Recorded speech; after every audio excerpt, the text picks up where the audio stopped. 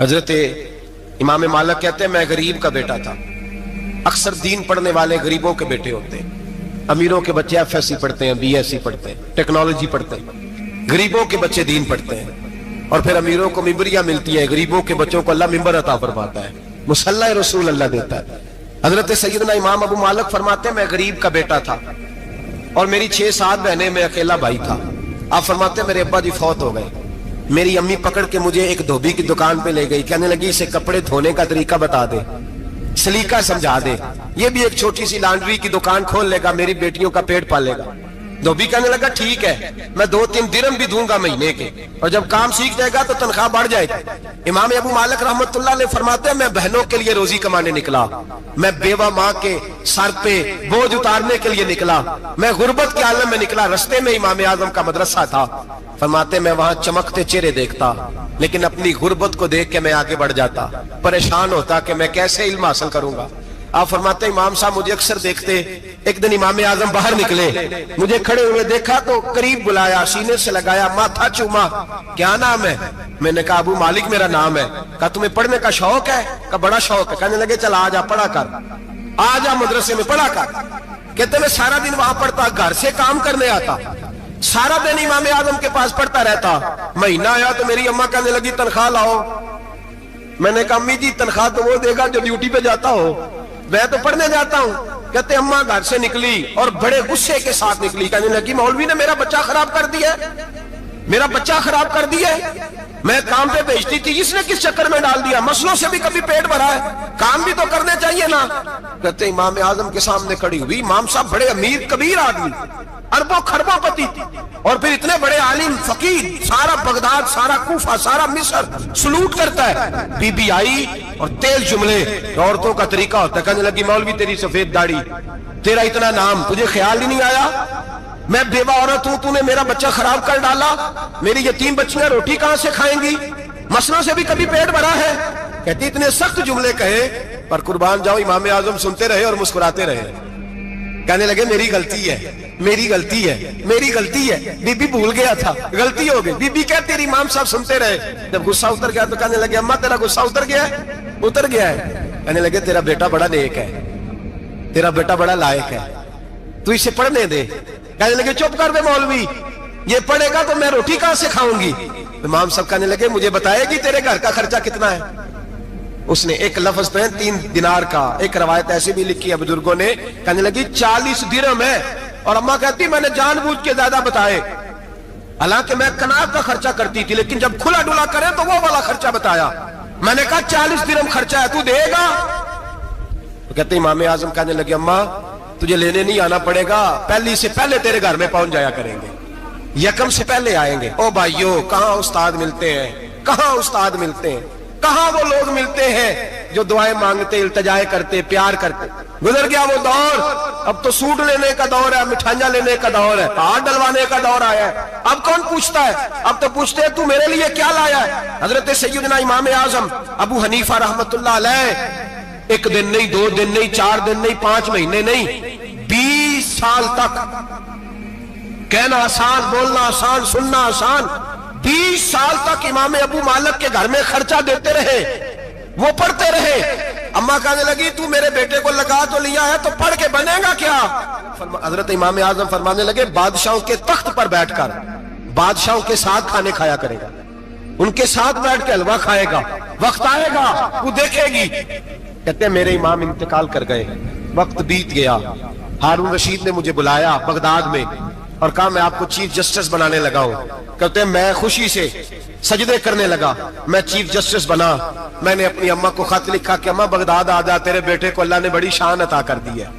فرماتے ہیں ہارون رشید کی بیوی بڑی اولیاء کی, علماء کی بڑی فرما بردار تھی, محبت کرنے والی تھی. اس نے حلوہ بنا کے بھیجا, کھانا بنا کے بھیجا.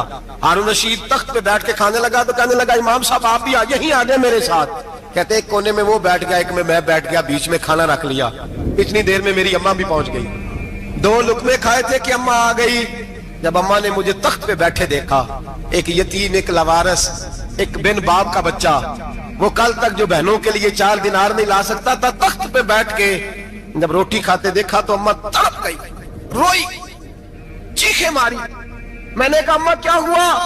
کہنے لگی بیٹا مجھے تیرا استاد یاد آ گیا ہے، اس نے کئی سال پہلے کہا تھا اسے دین کا علم پڑھنے دے، اسے فقیہ بننے دے، یہ بہت آگے جائے گا۔ دیکھ آج اللہ نے تجھے کتنی شان عطا کی ہے۔ کہا بیٹا یہ کمال تیرا نہیں، یہ امام اعظم ابو حنیفہ کا کمال ہے، یہ ان کا کمال ہے جنہوں نے تمہیں یہاں تک پہنچایا۔ میرے بھائی اپنی پوری زندگی حضرت امام اعظم ابو حنیفہ نے، آج تو اساتذہ کرام، اساتذہ مجھ سے ایک ٹیچر کہنے لگے حضرت جی دل نہیں لگتا، بے سکونی سی ہے، کچھ بتلائیں۔ تو میں نے کہا کلاس میں کوئی یتیم بچہ ڈھونڈ لیں، کوئی لاوارث بچہ ڈھونڈیں، اس کی وردی اپنے ذمے لے لیں، کتابیں اپنے ذمے لے لیں، اس کا خرچہ اپنے ذمے لے لیں، روز جیب میں ٹافیاں ڈال کے جایا کرے کہ غریب کو دینی ہے، پر میں 2 مہینے یہ والا وظیفہ بھی پڑھ کے دیکھے، اللہ آپ کو سکون عطا کرے گا۔ یہ بھی کہنے لگے بڑی ٹھنڈک ہوئی ہے، بڑا سکون ملا ہے، بڑی تابعداری۔ میں نے کہا آپ لفظوں سے سکون چاہتے ہیں، وہ لوگ خدمت کر کے سکون لیتے تھے۔ کوفے کا ایک امیر آدمی تھا، پھر غریب ہو گیا۔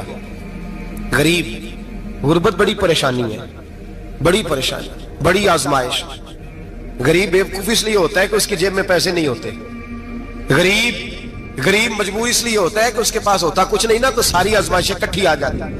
غریب آدمی تھا، محنت مزدوری کرتا لیکن پوری نہ ہوتی۔ وہ کہتا ایک دن گلی میں ککڑی بیچنے والا آیا، تو میری ایک بیٹی تھی چھوٹی سی، باقی بچے بڑے تھے، چھوٹی ضد کرنے لگی، کہنے لگی ککڑی کھانی ہے، ککڑی۔ کہتے میں پریشان ہو گیا، دل ٹوٹ گیا، بیٹی نے سوال کیا ہے۔ فرماتے میں نے سوچا کس کے پاس جاؤں، کسی اور کے پاس مجھے سمجھ نہ آیا، میں سیدھا امام اعظم کے پاس چلا گیا۔ یہ شخص ہے جو مجھے دے گا بھی اور میرا پردہ بھی رکھے گا، مجھے دے گا بھی اور میرا، بولیے، میرا یہ پردہ بھی رکھے گا، یہ رسوا نہیں کرے گا، یہ فوٹو نہیں کھچائے گا، یہ فوٹو کھچا کے پہلے دن فیس بک پہ نہیں لگائے گا کہ میں غریبوں میں تھیلے بانٹ رہا ہوں، یہ اسی وقت اخبار والوں کو نہیں بلائے گا ایک تھیلا اور 6 اخباروں میں تصویریں، یہ اس طرح نہیں خیرات دے گا۔ حضرت امام اعظم کے پاس گیا تو فرماتے رش بہت زیادہ تھا، میں امام صاحب سے بات ہی نہ کر سکا، واپس آ گیا۔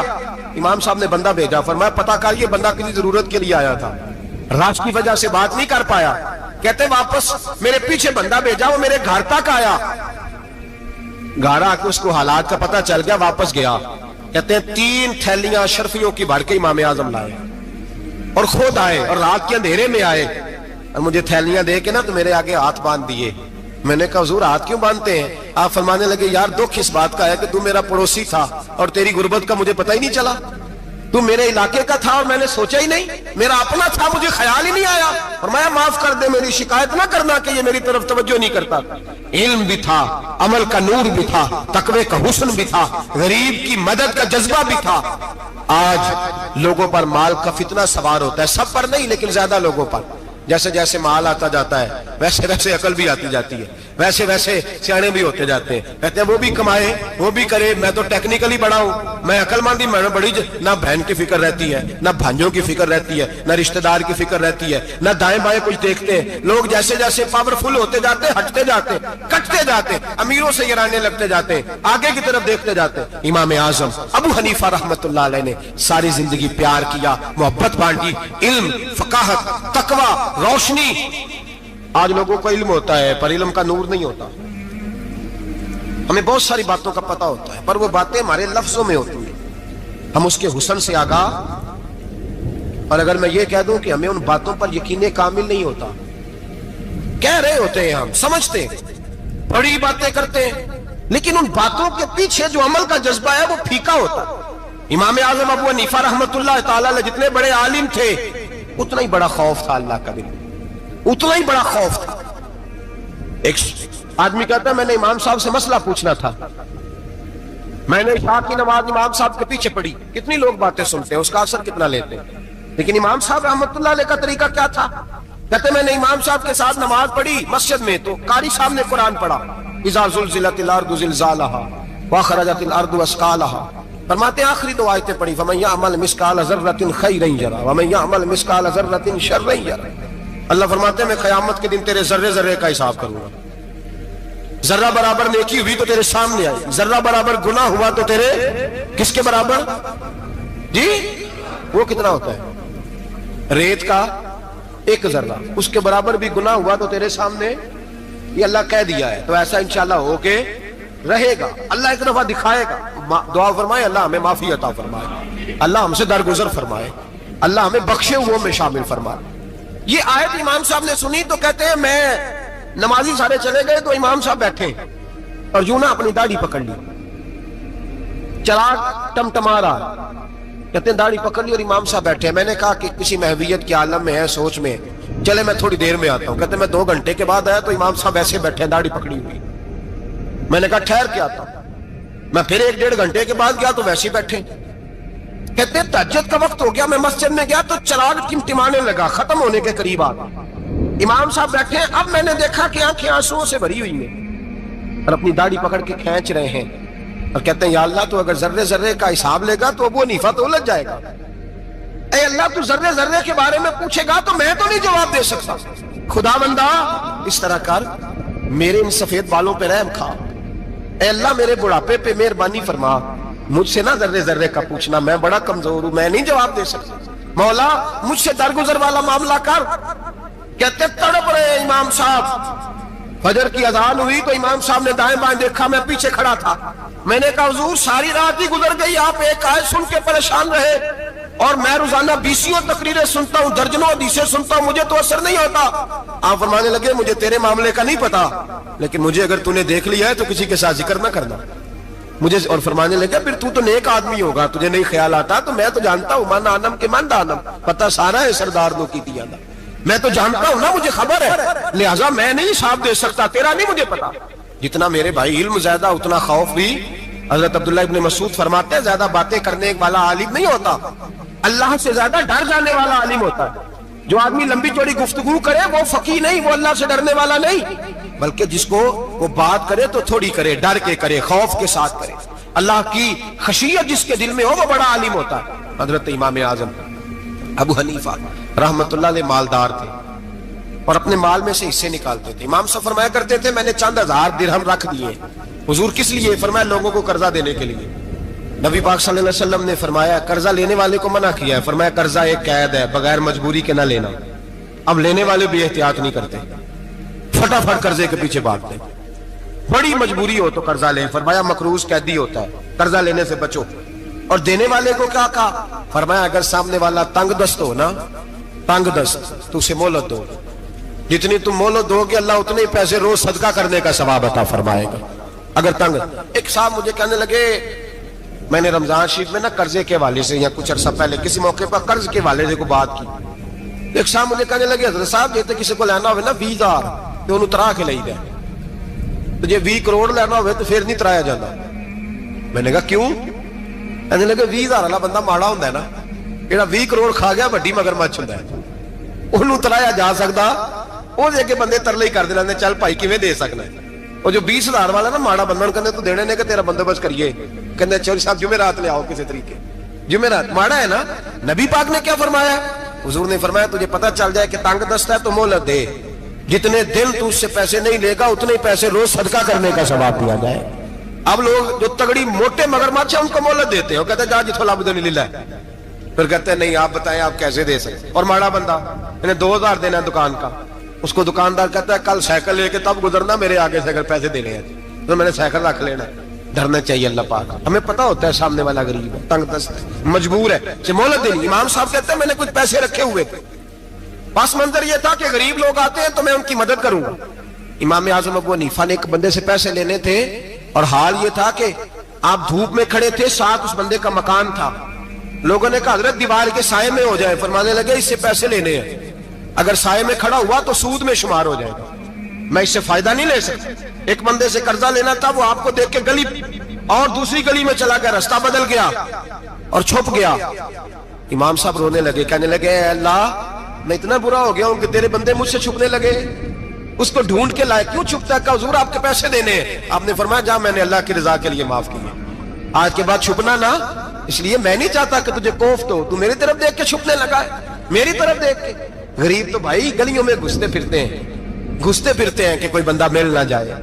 मकरूज आदमी पता उस वक्त चलता है जब खुदकुशी कर गया, पता उस वक्त चलता है फिर लोग आते हैं उसके बच्चों को कहते हैं फिक्र ना करना हम तेरे साथ हैं। उसके साथ होना था, इनका साया बच जाता। अब आए हो इमाम आजम अबू हनीफा रहमतुल्लाह ताला अलैह लोगों को सहूलत देते, आसानी देते, प्यार करते, मोहब्बत करते। हम लोगों का मिजाज ऐसा नहीं है, हमारी अखलाकियात के अंदर वो हुस्न नहीं जो हमारे बुजुर्ग हमें दे के गए। और फिर छोटी छोटी बातों में हुकूकुल इबाद का ख्याल करते, छोटी छोटी बातों। ہم تو گالی دے کے بھی کہتے ہیں نا چل کیا ہو گیا, گالی دی ہے نا. میں نے دیکھا ہے سائیکل والے کی ٹکر اگر پجارو والے کے ساتھ ہو جائے تو معافی سائیکل والے نے مانگنی ہے, کیونکہ وہ سائیکل پہ بیٹھا ہے نا, اس کی غلطی یہ ہے کہ وہ سائیکل پہ بیٹھا ہے. معافی سائیکل والے نے مانگنی ہے, پجارو والا نہیں مانگے. ہو سکتا ہے سائیکل والا اٹھ کے کہے جناب مجھ سے غلطی ہو گئی, مجھے پتہ ہی نہیں تھا کہ آپ تھے, ورنہ میں آپ کے آگے نہ آتا. سائیکل والا مجبور ہے کیونکہ اس کے پاس پجارو نہیں, اور پجارو والا تو شیشہ نہیں نیچے کرتا, کہتا دھوپ آئے گی, گاڑی بڑی مشکل سے ٹھنڈی کی ہے. نیچے اتر کے ملازم کہتا ہے اس کو پوچھو اگر کوئی 200-400 کا نقصان ہوا تو 500 دے دو. مزاج ہے. امام اعظم ابو حنیفہ رحمۃ اللہ علیہ عالم, حقوق العباد کا چھوٹی چھوٹی, آپ کے شاگردوں میں سے کسی کے چہرے پر شکن آتا تو 20 بار پوچھتے کوئی پریشانی ہے میرے بیٹے کو, کیا ہو گیا. ساری زندگی سایہ دار شجر کی طرح گزاری, ساری زندگی شاگردوں پر مریدوں پر محبت کا سائبان رہا, ٹھنڈی چھاؤں رہی امام صاحب کی.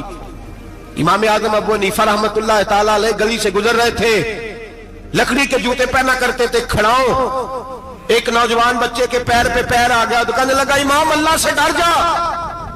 یہ لفظ گئے تو امام صاحب کی چیخ ہی نکل گئی. کئی گھنٹے بے ہوش رہے. لوگوں نے کہا حضور کیا ہوا؟ فرمانے لگے تم نے سنا نہیں, چھوٹے چھوٹے جوان بھی کہتے ہیں کہ ابو حنیفہ اللہ سے نہیں ڈرتا, اللہ کی مخلوق کہتی ہے نہیں ڈرتا.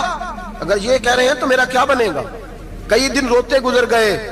لوگ اس بچے کو لائے, آگے کہنے لگا حضور آپ تو پریشان ہو گئے, میں نے تو محاورتاً کہا تھا, محاورتاً کہا تھا کہ آپ اللہ سے نہیں ڈرتے. فرمانے لگے بیٹے مجھے محاوروں کا نہیں پتا, جب رب کے خوف کا نام آتا ہے تو جملے سیدھے میرے دل سے جا کے ٹکراتے, سیدھے دل سے جا کے ٹکراتے.